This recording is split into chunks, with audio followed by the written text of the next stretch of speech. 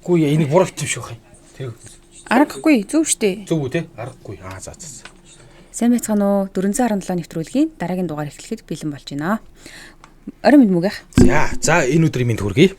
Баярлалаа. За 417 нэвтрүүлгийн хамтран ажиллагчаар Канадын алдартай витамины Джеймсон брэнд хамтран ажиллаж байгаа. За бас бэлэг ус цэвэршүүлэгч бидэнтэй хамтран ажиллаж байгаа. Хамтран ажиллаж байгаа байгууллагуудаа баярлалаа.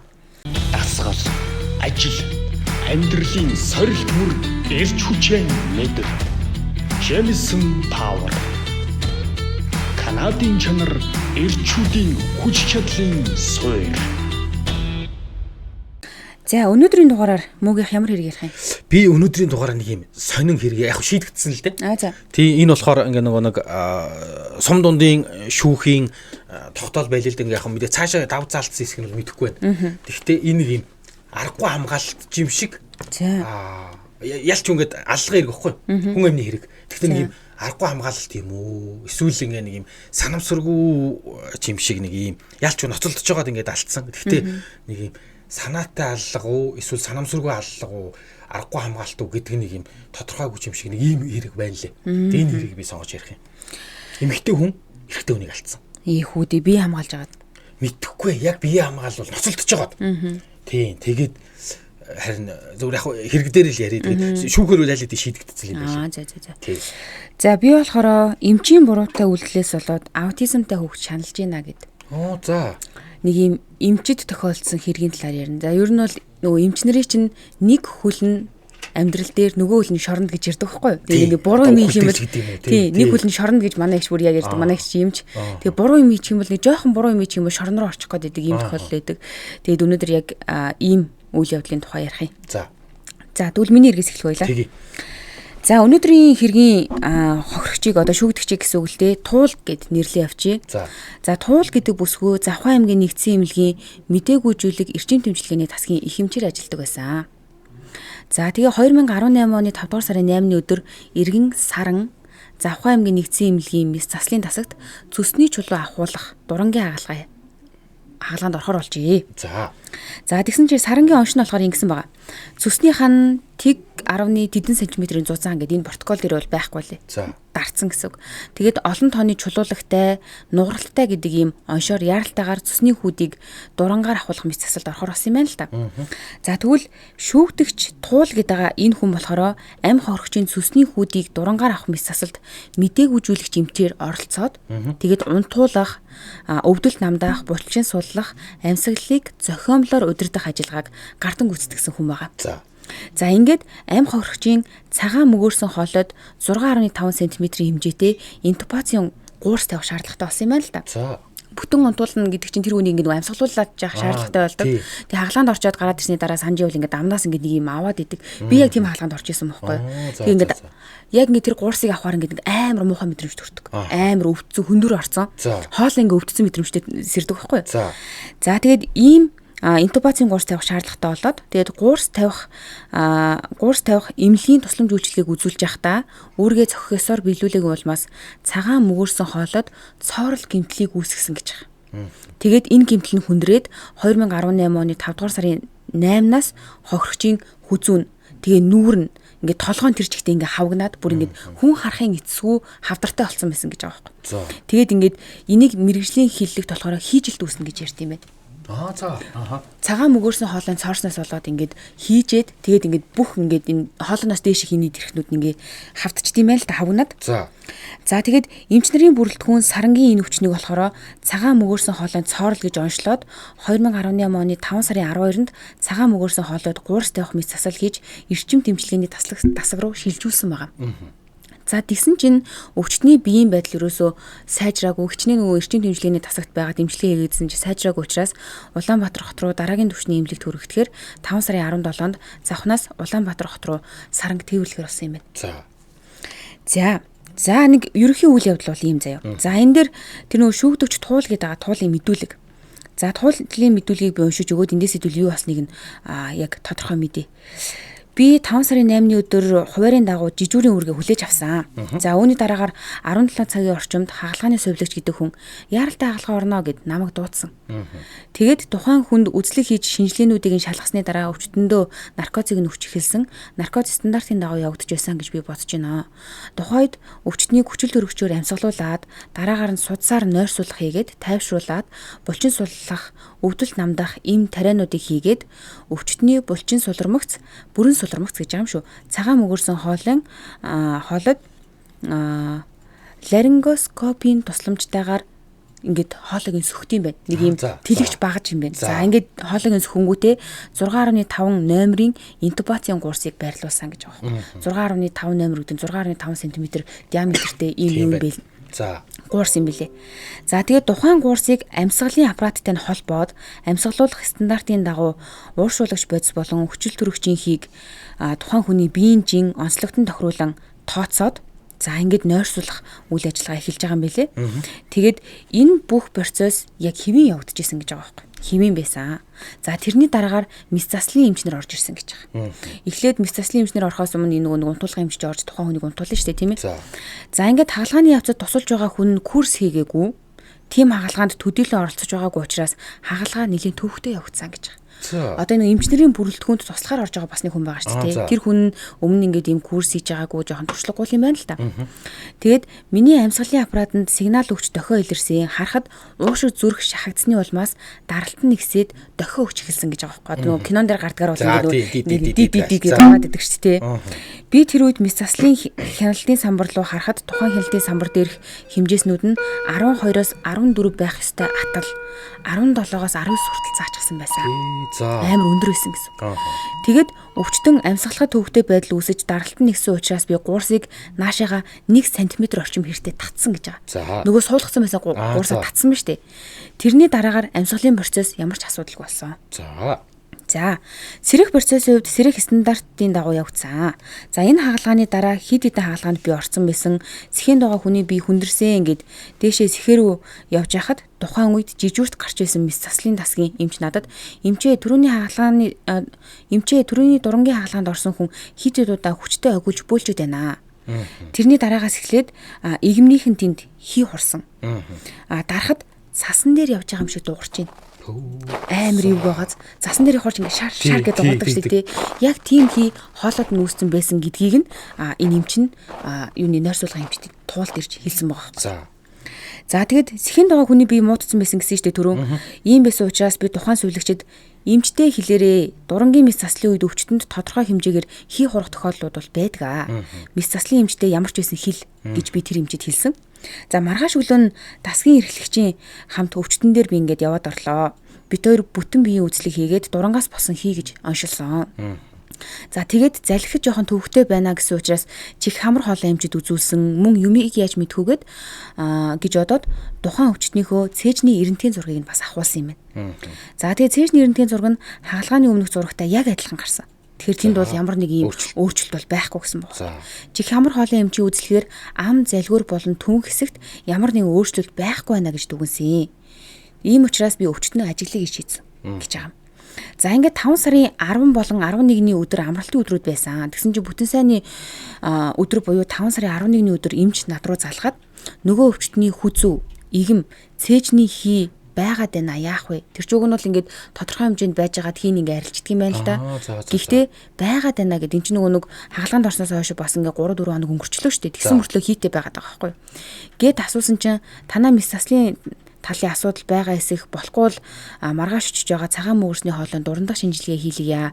Дээрээс нь дахиад цээжний зургийг давтан авъя гэж энэ туул гэдэг хүн хэлсэн юм байна. За ингээд нөгөө хагасаа бүтэнсэн өнгөрөө нэгт болно үстэй. Тэгээ нэгт өдөр очиод би төлөвлөгөө хаалгаанд орж байгаад завсраар нь цагаан мөгөрсөн хоолойг дурандъя. Дээрээс нь дахиад цээжний зураг авахулъя гэд мис заслын тасгийн эрхлэгч болон эмч нартай би ингээд ярилцсан. Одоо бүрэн бүрэлдэхүүнээр өвчтөн цагаан мөгөрсөн хоолой дуралдуулахаас татгалцсан гэж байгаа юм. За. Өөрөө ингээд дурандуулахаас татгалцсан. Яагаад гэхээр амар хүндрүүлээдсэн юм шиг байгаа. Чааваас амар өвдөд. Тэгээд дүр сончлогооны эмчтэй ярилцж байгаад бид нэр компьютер томографи хийсэн гэж байгаа. За. Тэгээд цагаан мөгөрсөн хоолойн ар хананд дефекттэй байна гэдэг зүйлийг хэлсэн гэж байгаа. За яг одоо эндээс яг нэг цоорл гэдэг зүйл байна. Түрүү нөгөө нэг туул яг ямар хэрэгт орооцолсон, ямар хэрэгт холбогдсон гэхээр нөгөө нэг өвчтнийхөө цагаан мөгөөсөө хоолоод цоорл бий болгоцсон гэдсэн шүү дээ. Энэ цоорлыг одоо ингэж нөгөө нэг яг яасныг нь мэдэхгүй явж хагаад компьютер томографаар эдгээр мэдчихэж байгаа байхгүй юу? Цагаан мөгөөс нь цоорсон юм байна гэд. За тэгээд ийм дефект байна гэж хэлэнгүүт нь дефект гэж яг юу юм бэ гэд тэр нөгөө нэг компьютер томографийн эмчнээс асуусан байгаа. Тэгсэн чинь за ер нь бол юу ч хийж болно шүү гэд нэг юм бүдэг бадаг ийм хариулт өгсөн байгаа. Тэгээд эмч тухайн компьютер томографийн шинжилгээг харангуутаа нэгдүгээр эмнэлгийн зөвлөх эмчээс зөвлөгөө авсан. Тэрний үндсэн дээр трахеостомийн курсыг байрлуулснараа амьсгалын замд хийн хурс нь алга болно гэж хэлсэн гэж одоо нөгөө эмчнэр хоорондоо ярилцаад байгаа шүү дээ. Тэгээ томографийн зургийг авангуудаа тэр нэг эмч нь одоо Улаанбаатарын 4 эмнэлгийн эмч рүү ингэж харуулад тэгсэн чи за ер нь бол хийг үссэн байна. Тийм учраас энэ трахеостомийн курсыг байрлуулаа гэж хэлсэн юм байна. За тэгээд энэ хэд эмч ингэж зөвсөн учраас хагалгаа ихэр болж байгаа нь саранд. Дахиад хагалгаа ихэр болж байгаа. За энэ процесс дээр нь бол би өөрөө байсан гэж мэдээлсэн байхгүй юу? Тэгээд эмчнэрийн хийсэн хагалгаа амжилттай болсны дараа мис заслын тасагт энэ өвчтнийг байлгах нь тохиромжгүй байна. Амин үзүүлэлтүүд нь доктортой ч гэсэн тухайн өвчтнөө онцгой тохиолдол учраас эрчим тэмцлэгээний тасаг руу бид нар шилжүүлсэн.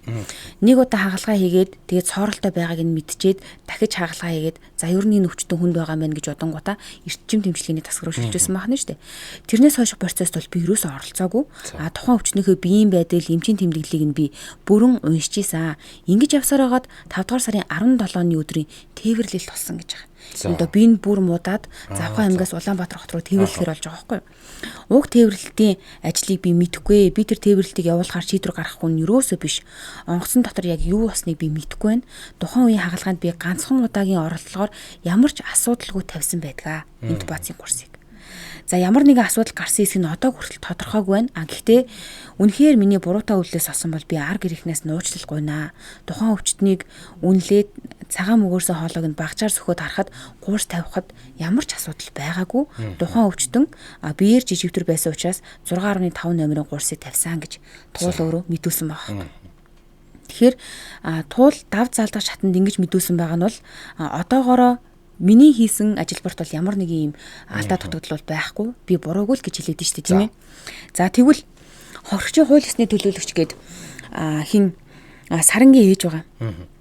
Одоо энэ ч нөгөө нэг саран амнасаа алдсан тээвэрлэлт хийж явах явцад нас барсан хот руу явж байхдаа замдаа өнгөрсөн юм байна. Онгоцонд өнгөрсөн. За. Тэгэд энэ хооронд нас барсан. Тэгэд энэ нас барсан хүний чинь хууль ёсны төлөөлөгч гэж нэг хүн байх хэрэгтэй шүү дээ, тий. За тэгээд хууль ёсны төлөөлөгчөөр нээж нь ажилласан, за бас дүүн ажилласан байгаа. Би ээжийнх нь мэдүүлгийг уншиж өгье. Эндээс саран яг ямархуу амьдралтай хүн байсан. За ээж нь яг яагаад гомдол гаргаад байгаа, яагаад дав залтаад байгаа гэдэг нь амар учир шалтгаантай гарч ирнэ. За.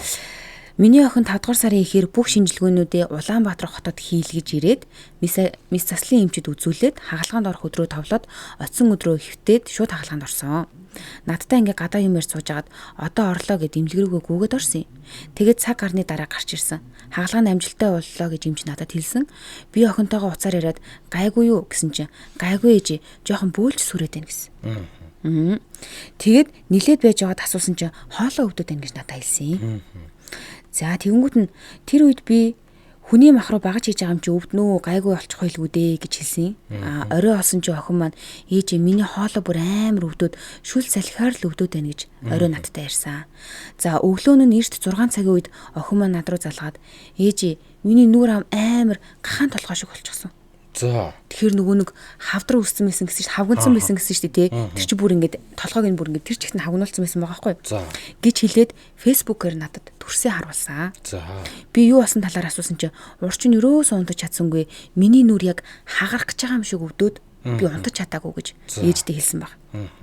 Тэгээд би сумаасаа Завхан аймгийн нэг суманд идэм билээ л дээ. Би сумаасаа эхний унаагаар яваад ирсэн чинь миний охин өөдөөс ингээ эмнэлгээсээ гараад ирсэн. Нүгэр ам нь хүн харах эцэсгүй амар болсон байсан. Тэгээд эмчнэр ирээд үзэж харлаа.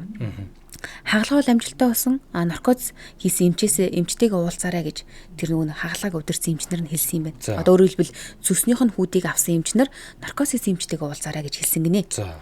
За би тэр даруй эмчийг хайгаад өрөөсөө олоогүй дээшээ доошоо гүйжсэн чинь охины гүйж байгаа тааралдаад охины мөн нүр юм болчихжээ. Эмчтэй нь уулзсан чинь чамтай уулз гэлээ гэсэн чинь зарим хүний гидсийг нь ингэж сүдийлгэж жагаад цусыг нь авдаг учраас зарим нь нүүр лүгөө хөөчт юм аа айгаад байх зүйлгүй гэж туул надад хэлсэн.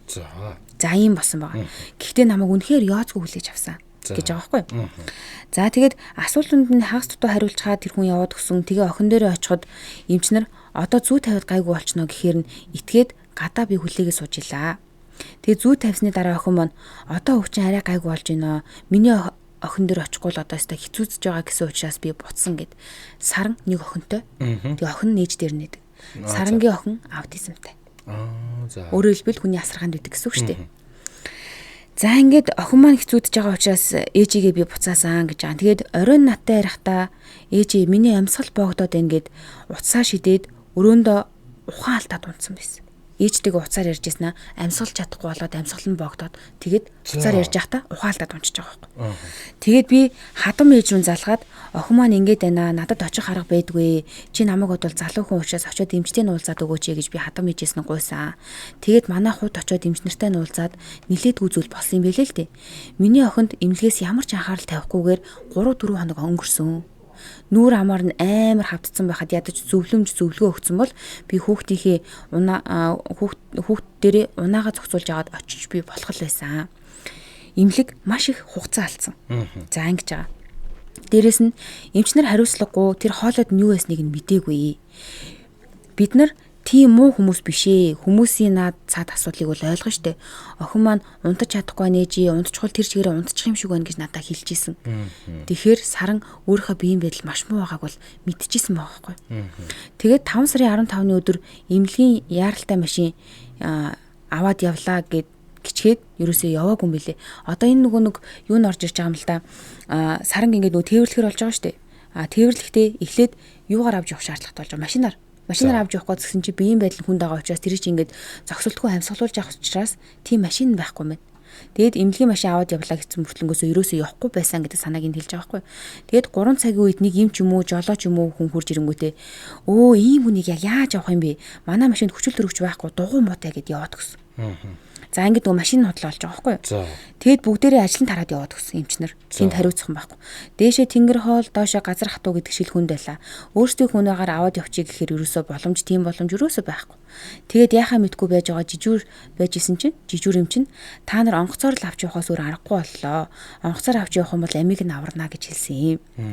Онгоц арай гэж олоод нөгөө онгоц маань өглөө 6 цагт завханд бууна гэж байснаа ховд руу бухар болсон.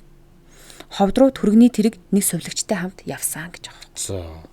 Нөгөө өөрийнх нь одоо энэ чинь нөгөө хоёлаа хэрэг ярихдаа тухайн хэрэг болсон газар орныг нь өөрчилдөг шүү дээ. Өөр газар оронд болсон. За тэгэхээр энэ ховд завхан гэдэг бол ийм одоо өөрчилсөн нэр. Өөр газрууд болно. Хэрэг дээрээ бол хэрэг болсон газар нь бол. Тийм яг бодит хэрэг дээрээ болохоор энэ аймагт онгоц буух газар байхгүй. Тийм учраас хажуудлынх нь аймагт бууцсан юм билээ. Тэгээд энэ аймаг хооронд нөгөө хүний чинь машинаар тэрвэрлэх ёстой болж байгаа. За гэтэл энэ хооронд бас нэг юм басна нь авч явах үедээ хүчил төрөгчийг авах хушууг мартсан байсан. Эмчнэр. Тэгээд үнэхээр хариуцлагагүй байсан. Ховдод очиод хүчил төрөгчийн хушуу авах гэсэн. Тэгээд миний охин тэндээс одоо онгоцоор хот руу амиа авруулах гэж явсан. Миний охин эрүүл онцгой хүний дэд хүн байлаа. 3 настай хүүхэд нь надтай уулзсан. Одоо 6 нас хүрсэн ч сургуульд оруулж чадахгүй байна гэд хэрэг болж байхад охин нь 3 настай үлдсэн байгаа. Тэгээ энэ хэрэг шүүхээр ингэж дав заалтаж ингэж явсаар хаад 3 жилийг артаа үлдээд энэ хүний мэдүүлэг дээр бол одоо охин нь 6 нас хүрч байна. Би сургуульд оруулж чадахгүй. Яагаад гэхээр энэ хүүхэд аутизмтай. Энэ хугацаанд би галзуугийн эмнэлэгт хүртэл очсон.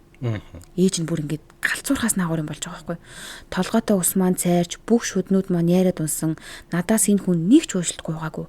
3 жилийн дараа надаас уушлт гуйгаад хэрэггүй штэ. Үнэхээр хариуцлагагүй ансан.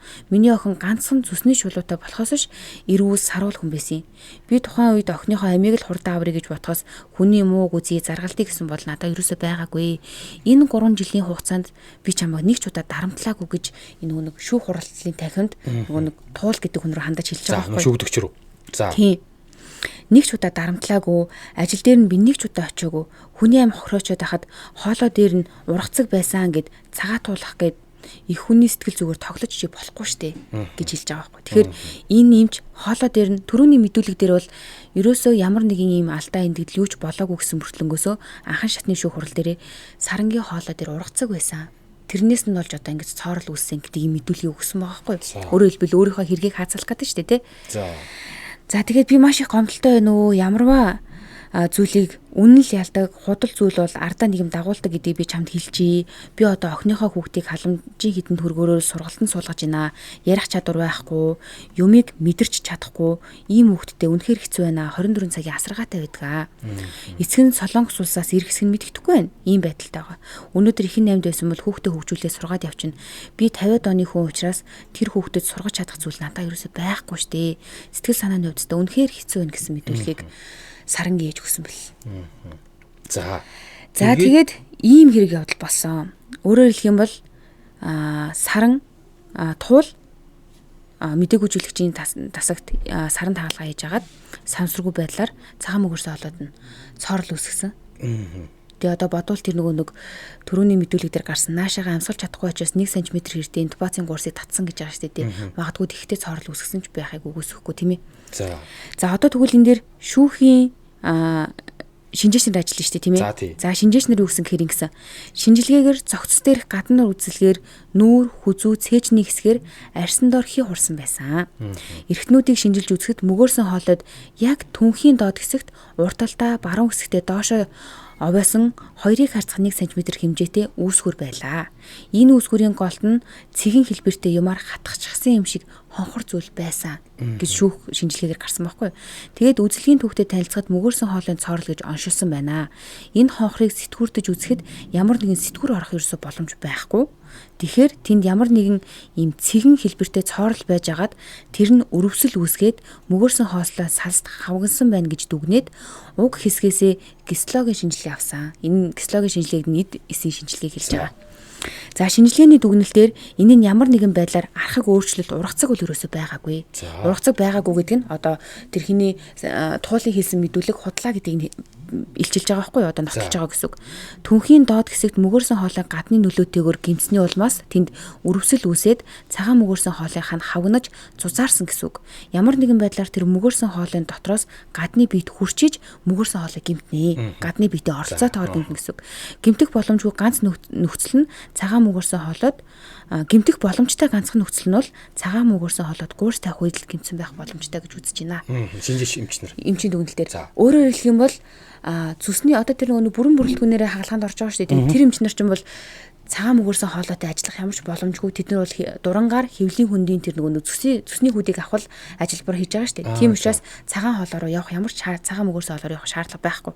Тэгэхээр ерөөсөө яагаад Саран ингэж буруутгаа туулыг буруутгаад байгаа юм гэхээр тэр цагаан мөгөөрсөн хоолой гимтэх боломжтой ганцхан зүйл нь тэр нэг интубац тавих болоо байхгүй. За ингэж гарч иж байгаа. Тэгээ ямар нэгэн байдлаар хийж байгаа техникийнхээ үед буруу үйл ажиллагаа явуулснаас болоод гэмсэн байна гэж дүгнсэн. Тийм учраас дүгнэлтийнхээ хэсэгтээ мдээгүй зүйлийг жимчийн буруутай үйл ажиллагаанаас цоорсон байна гэж дүгнсэн. Гэж мэдүүлсэн юм бэл. За тэгээд шүүхийн шийдвэр нь. За энэ чинь нөгөө давж заалцсан шүү дээ тийм ээ. Давж заалдахдаа ингэсэн. Одоо энэ чинь нөгөө онгоцоор тээвэрлсэн зардал гэж байна. Онгоцоор тээвэрлэхэд айгүй үнэтэй юм билээ. Одоо ойролцоогоор 41 сая төгрөгийн зардал гарсан гэж байгаа байхгүй юу? 41 сая төгрөгийн зардал гарсан.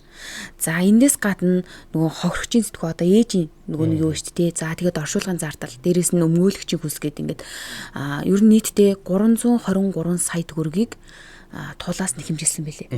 За энэ нэгдүгээрт, хоёрдугаарт туулын эмчлэх эрхийг нь 1 жилээр хасах.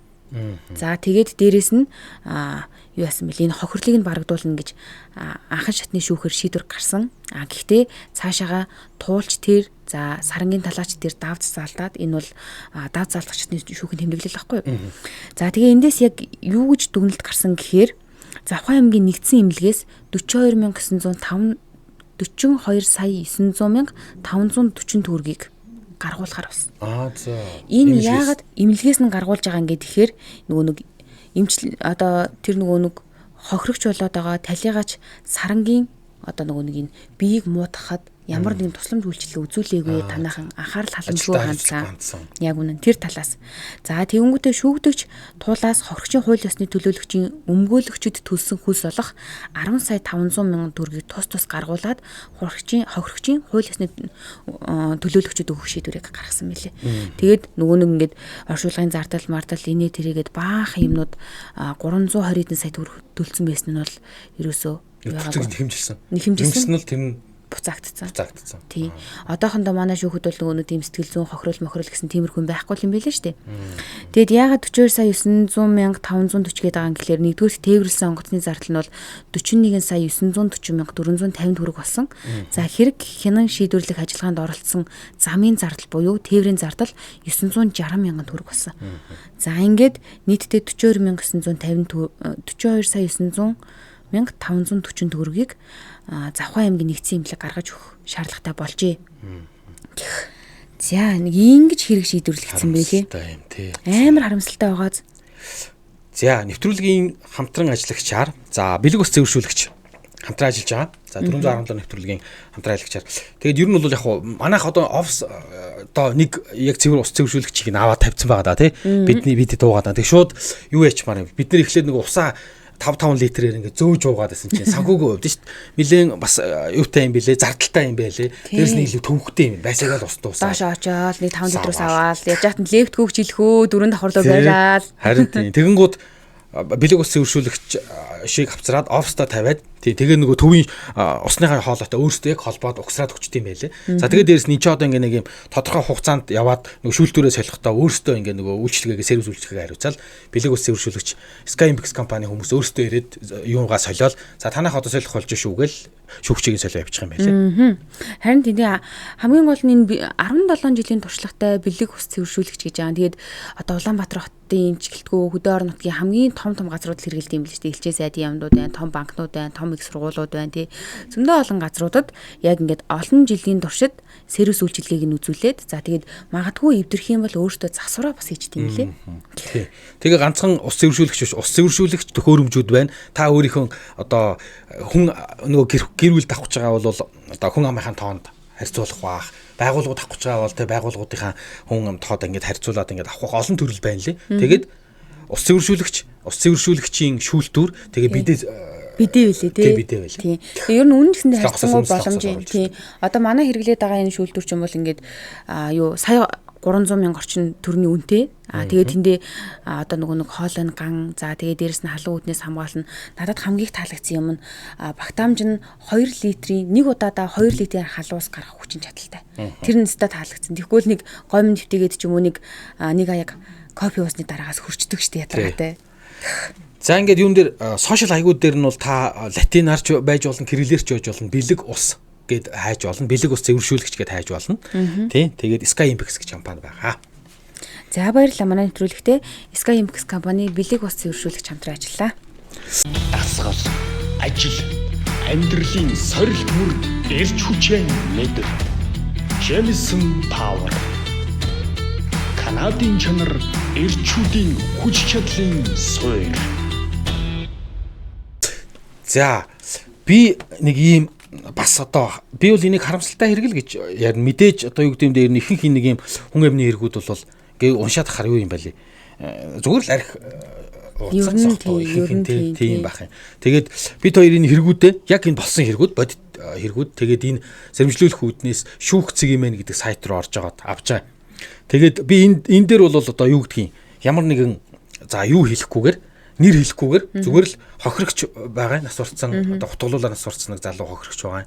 За шүүгдэгч байгаа. Нэг шүүгдэгч эмэгтэй байгаа. Тэгээ гэрч нэг 2 3 хүн байна. Тийм. Тэгээд нэг юм төмөр зам дагуу байдаг нэг юм жижиг тосгонд болсон явдал юм байна энэ. За. Тийм. Нөгөө тооч гэж яриад байдаг. Ер нь баг тиймэрхүү юм шүү. Тийм юм тосгон гэдлээ. Тэгээ нэг яг тоочиг юм уу, тоочиг дагсан арай том юм суурин газар юм уу тийм. Тэгэхэд тийм. Тэгээд ер нь бол яг хуу 106 сарын 20-ны өдөр гэж байгаа. Тэгээ яг яасан юм бэ гэд эхлээд нэг шүүхийн хилцүүлэгт шүүгдэгч буюу одоо яг ингээ нэг тэр хүнийг залууг ингээ тутгалаад алдсан шүүгдэгч эмэгтэй ингэж ярьж байгаа байхгүй. За. 6 сарын 20-ны орой манай дүү над дээр очисон. Тэгээ над дээр очиод тэгээ ингээ нэг эхнэр хүүхдээ авъя гэд ингээ төрсөн дүүн эрэхтэй. Төрсөн эрэхтэй дүүн энэ эмэгтэйг дагуулад тэр нэг айлд очисон байгаа. Энэ айлд манай эхнэр хүүхд хоёр байгаа гэд. Тэгээд нөгөө айл руу ч ингээд орсон гэж. Тэгээд орсон чинь тэр одоо бэрн буюу дүүгийнх нь эхнэр нь нэг залуутай тэгээ хүүхдтэйгаа тэднийд байсан. Тэгээд нөгөө залуу нь сохтуу байсан гэж байгаа. Арх уцаа одоо энэ хохирогч буюу ер нь зарим нь болохоор халамцуу байсан гэ зарим нь ерөн цогтууд байсан За. гэ. За тэгээд тэд нар яасан гэж зөв богоо хүлээжсэн юм байна. Бүр шүн. Шүний суудлаар явах гээд 3 юм уу 4 цаг үед суудлаар явах гээд богоо хүлээжсэн гэд. Тэгээд оронгууд юу байсан? Тэр одоо манай дүүгийн ихнэр тэгээд тэр залуу хоёр ингээд орон дээр зэрэгцээ сууж исэн. Тэгэн гут би юу яагаад нэг бэртэйг муудалцсан. За дүүгийнхээ одоо эрэгтэй дүүгийнхээ ихнэрийг тэр нэг одоо энэ одоо хүн утгалаад алдсан энэ эмэгтэй буюу шүүгдэгч нөгөө бирлүүгээ дайрж орилсон юм байна тий. Тэгсэн. Чи яхаар ингээд ер нь одоо чи ингээд яах гээд нөхөртөг байж чинь тий ингээд нөхсөлдөж байж чинь чи миний дүүг доромжлоо гэсэн юм уу. Ямар ч юу гэж ярьсан нь мэдэхгүй. Ямар ч бирлүүгээ орилж ууралж гашгарсан. Өөрөө л тэгж байгаа. Тий. Тэгээд ингээд ууралсан үнэ би бирлүүгээ дайрч орилсон. Тэгсэн чинь одоо энэ хохирогч хүн юу яагаад чи юугээд хуцаад байгаа юм уу ПВ гэд уурлаад босоод ирсэн. Нөгөө эмэгтэйг өмөрөөд босоод ирсэн гинэ. Тэгээд энэ одоо юу гэдэг их чинь буюу одоо энэ бирлүүгээ орилоод байгаа эмэгтэй энэ хохирсон тасварсан энэ залуу хоёр ноцолдоод унсан. Ноцолдоод унсан. Тэгээ энэ шүүгдэгчи өөрийнх нь мэдүүлгээр штэ. Тэгээд намайг ингээд нөгөө нэг чи юм уу юугээд хуцаад байгаа юм уу ПВ гэж босч ирэнгуудаа намайг өснээс доош нь дараад доош нь унагаснаа доош нь дарж унахчаад тэгээд намайг боосон. Тэгээд би бүр ингээд нөгөө амар боогдоод тэгээд би амиа аврахын тулд ингээд гартаа ингээд юм тэмтэрч яагаад гэж байгаа маа. Юм тэмтэрч яагаад биш. Амиа аврахын тулд таарсан юмараа зогсно нь үнэ. Тэрийгээ би хүлээн зөвшөөрч байна. Би тэрнээс болоод алдсан уу? Тэгсэн чинь би хутаг шүүг гэж юусоо мдээгүй ингээ намайг боогоод өстөж дарж унгаагаа тэгээ боогоод тэгээ би амиа аврахын тулд ингээд гартаа таарлцсан юмар л цогцсон чинь тэр нь хутаг байгаад хоолоор яана дүрцсэн байсан гэдэг хэвгүй. За ингэж юу яж байгаа юм. Шүүгдэгч болохоор ийм мэдүүлэг өгсөн. За тэгсэн чинь хохирогчийн хууль ёсны төлөөлөгч буюу одоо ээж юм байлээ. За би одоо энэ эхнэр нөхөр хоёрт одоо эхнэр нөхөр хоёр гэдэг нь бол одоо хохирогчийн дүү хохирогчтой хамт байсан эмэгтэй. Тийм. За хутгалаад нас урсан залууд хамт байсан эмэгтэй. Тэгээд тэр нөгөө одоо энэ одоо юу гэдгийг хүүгийн хутгалаад алдсан бүсгүй төрсөн дүү эрэхтэй. Би эхтэн нөхөр хоёрт бол маш гомдолтой байна. За миний талигаач хүү ингээд тий ингээд 30-аад насны.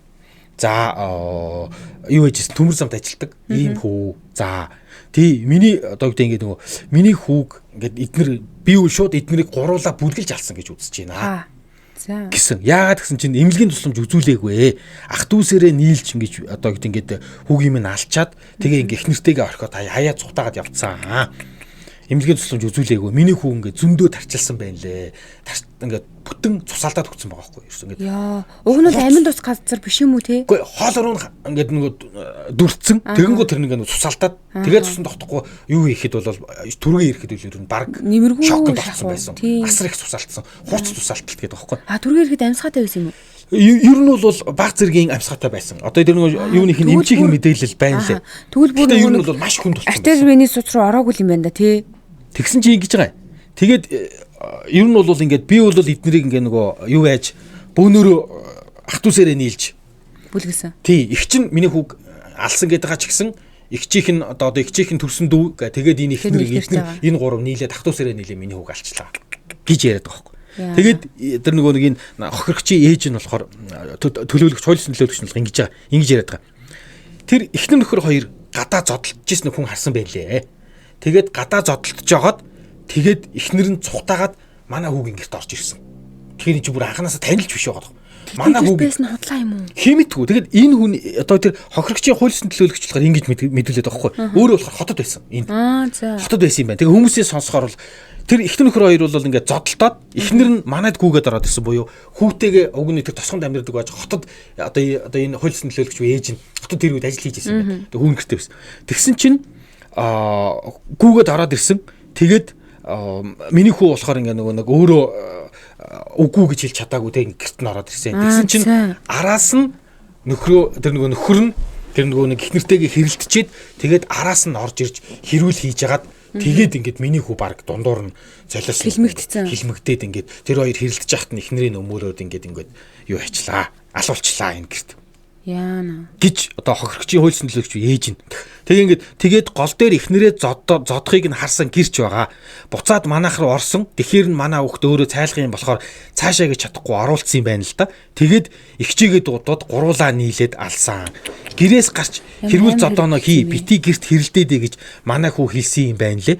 Миний хүү ганц эмэгтэй хүнд алуулчихаар тийм хүн биш ээ. 30-аад насны спортоор хичээлдэг, жудоогоор хичээлдэг ийм хүү. Зүгээр л нэг эмэгтэйд алуулчихаар ийм хүн биш гэж би бодож байна. Гэж хохирогчийн хуулийн төлөөлөгч ээж нь тэгсэн ба. За тэгээ ингээд ер нь бол хүн маань тэгээд ингээд эмнэлгийн тусламж авалгүй нас орсон. Би үнэхээр гомдолтой байна. Тэгээ эднэр ингээд түргэнч дуудаагүй. Тусламж жижигхэн тосхон учраас баг үүрээд явах байсан. Тэгээ ингээд шууд үүрэл ингээд эмнэлэг бараад бол амьдрах боломжтой байсан гэж би бодож байна. Тэгээ үнэхээр гомдолтой байна. Дээрэс нь юу яасан? За их чинь ингээд энэ хүн болохоор хохирогчийн хуулийн төлөөлөгч болохоор хүү ах хоёртой байсан. Энэ хүний дүүн Японд эмэгтэй дүүн Японд ажилладаг байжгаад зүгээр өсөө ингээл өмсөн хувцастайгаа хан алуулчлаа гэд хүнд алуулчлаа гэх гот өмсөн хувцастайгаа шууд хүрээд ирцээ.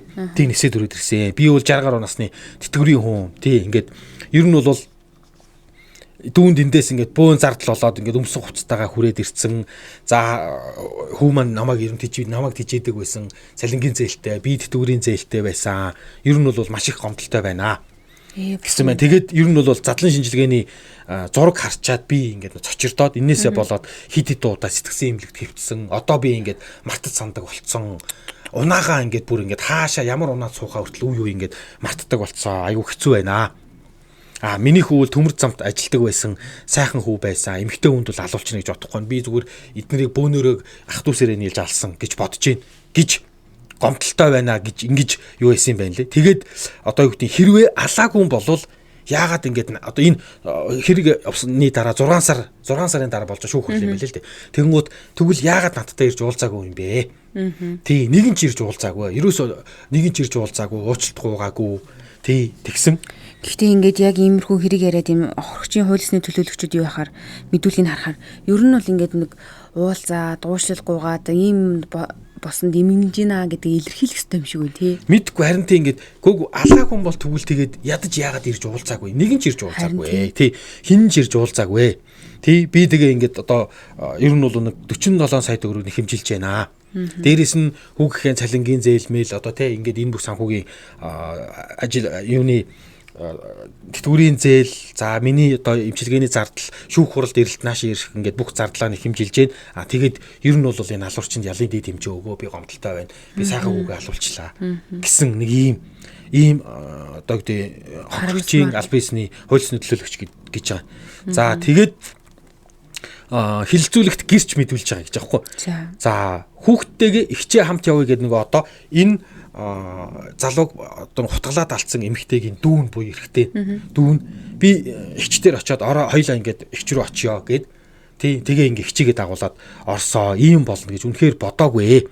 Тэгээ ингээд ихч ингээд тэгээ хэлж байгаа байхгүй юу яасан маргалдаад исэн. Тэгээд маргалдаж жагаад тэгээд энэ хоёр ингээд зодтолтоо дунгууд нь би салгасан. Тэгээ салгасан чинь ихч ингээд нэг юм гар нь яваад нэг юм цогцох шиг болсон тэр залууг.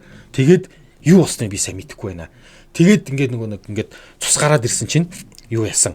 Цус гараад унангууд манай хүүхэд айгаад уйлаад ингээд гараадгүй юу гүчингууд би айгаад ингээд одоо юу хүүхдийг хараас айгаад гараа явцсан. Тэгээд хүүхдээ харанхууд алдчихгүй лөө гэж ингээд айгаад гараа явцсан. Тэгээд шууд тэгээ хүүхдээ олж аваад тэгээ богонд шүний судал яваад хотод ирсний дараа хэд хоногийн дараа одоо их чин залгаад энэ юм чи ингэчлээ. Нөгөө юм чи ингэчлээ өнгөрчлөө гэж хэлсэн. Тэгээ би бол үнэхээр цочирдолд ороо салганаад бүр ажиллаж хийж чадаагүй амар байсан гэд. Тэгэн гууд айгуу сонин хохирогчийн хуулийн төлөөлөгч буюу тэр одоо ээж нь гэдэг хүн яг хэрэг гардаг өдрийн 18 цагийн орчим ингээд талигаач хүү маань над руу яриад та намайг ирээд авал та гэдээсэн. Би одоо юу гэдэг тэр үед нь би хотод ажилтаа байсан. Та намайг ирээд авчаач дээ гэдээсэн. Тэгээ би ийм юм болчихно гэж яаж мэдхүв дээ. Яана. Тэгвэл тэр нэг гаднаас орж ирсэн гэртээ зүгээр яж яхад нь гаднаас орж ирсэн гэдэг худлаа. Ер нь л нэг энэ хэд хоорондоо харилцаатай байсан юм а та. Химитгүй харин тийм тэгээ ямар ч ингэсэн чинь тэгээд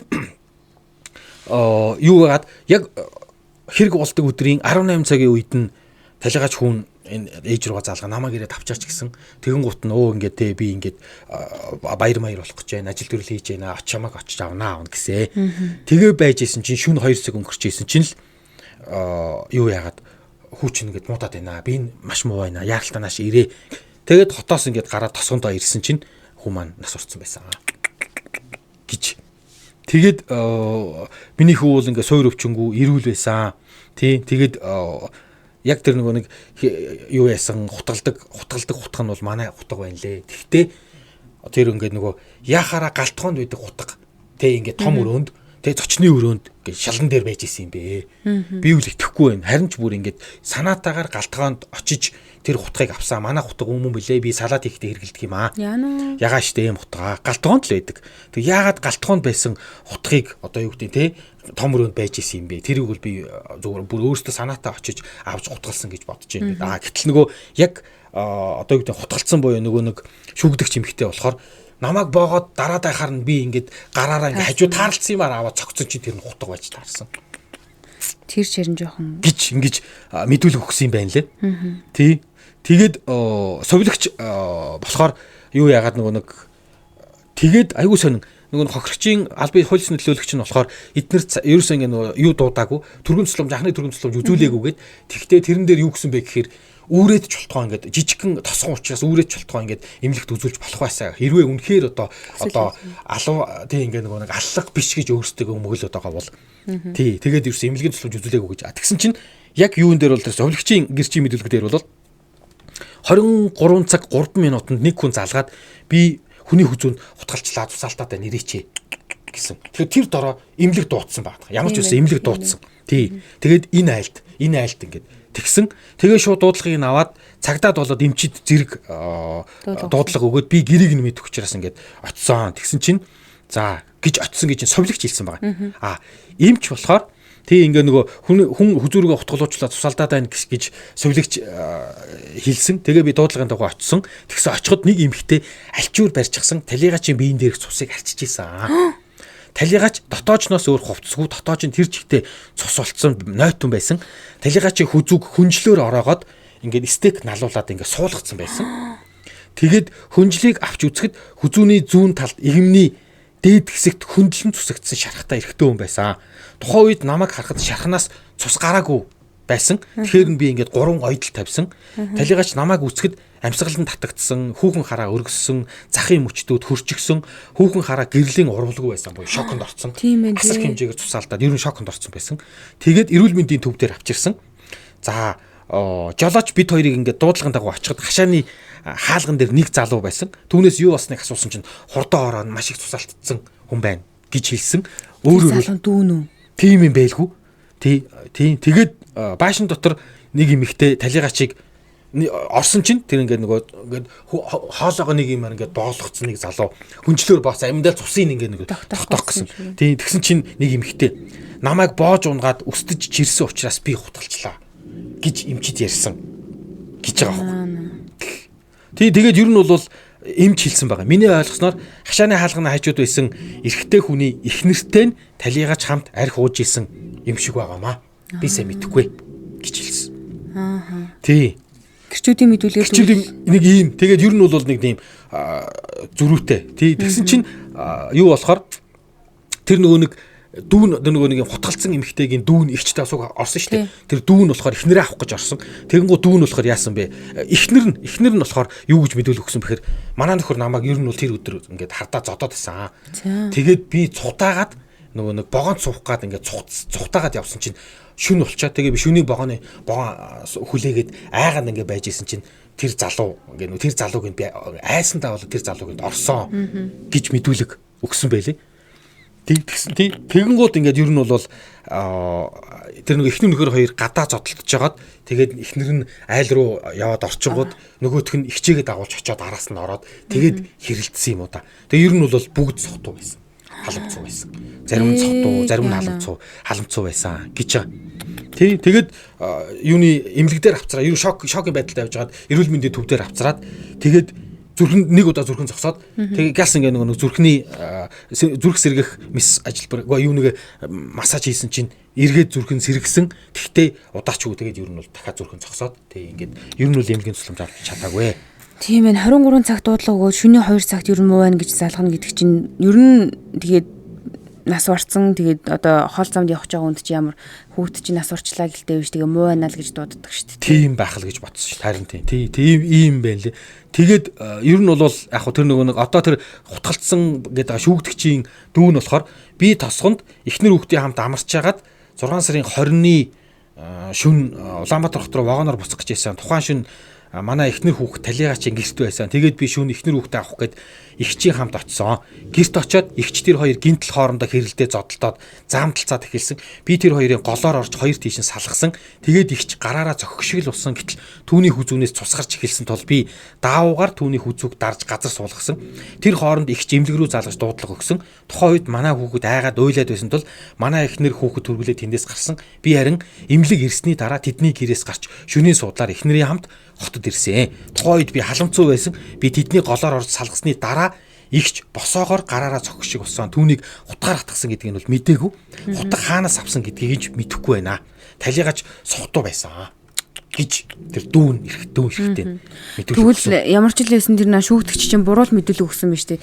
Намайг ингээ газар боогоод ингээд харин би гарт харсан юмар авсан гэж чинь ингээ зөрчиж байгаа. Харин ингээ зөрчиж байгаа. Тэгээ энэ дээр болохоор салгаад дүүн болохоор салгацсан. Тэгээ босоогоор байхад нь цогцсон. Тийм тэгвэл наад чи ингээд нөгөө амар шарлахсандаа болоод магадгүй галтгооноос нь очиж гутаг бүр зориуд авч гутгасныг ч үүсэх. Тийм тэгсэн одоо нөгөө эхнэр нь ийм мэдүүлэг өгсөн гэрчимлэг.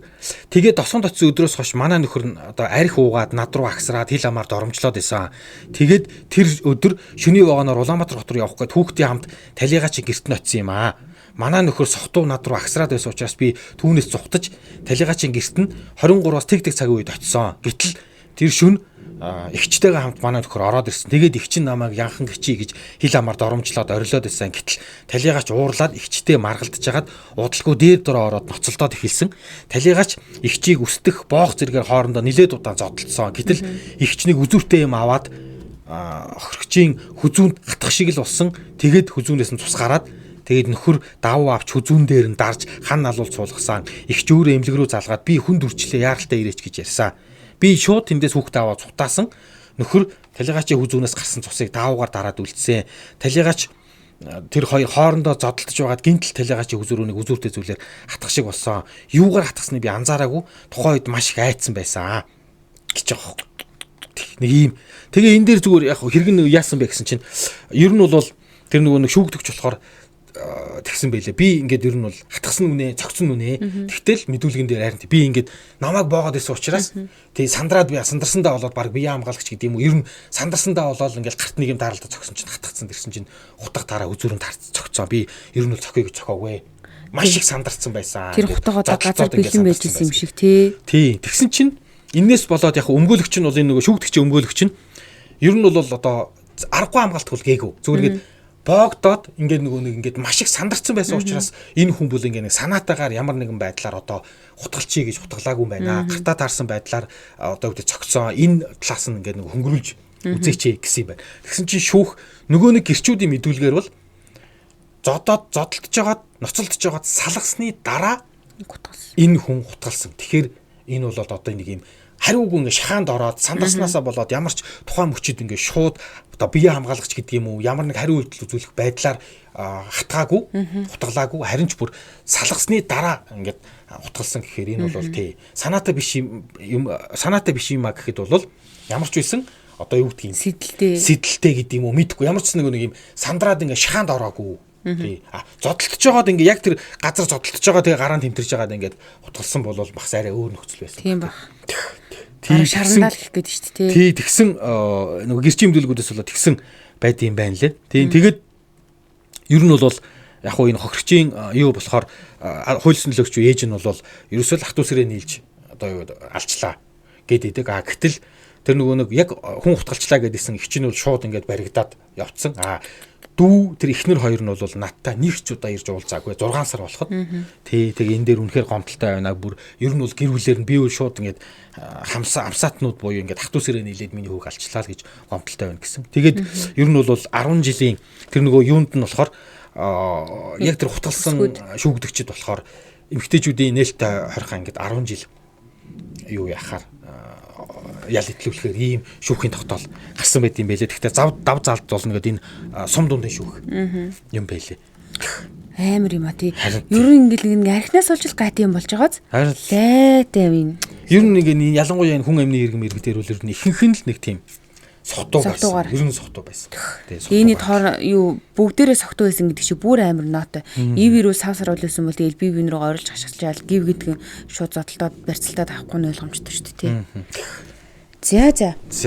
За энэ түрээд энэ удаагийн 417 нэвтрүүлэг маань өндөрлж байна. Манай нэвтрүүлэгтээ Канадын алдарт Джеймсон витамин хамтран ажилласан. Одоо улирал солигдож байгаа бүгдээрээ тархлагаа дэмжиж. За явлангуяа манад өвөл чинь айгүй чанга болдог шүү дээ. Энэ өвөл чигээр хүйтэн дөөчөг болно гэдэг. Тэгэхээр биеийн тархлагаа дэмжиж гэр бүлийн гишүүн бүрт зориулсан Джеймсон брендийн витаминуудыг сонгож хэрэглээрэй. За мөн Sky Impix компани бэлэг ус цэвэршүүлэгч хамтран ажилласан бидэнтэй. Баярлалаа мөгийнхаа. За баярлалаа. Дасгал, ажил, амьдралын сорилт мөр эрч хүчээ мэдэр. Jameson Power. Канадын чанар эрчүүдийн хүч чадлын суурь.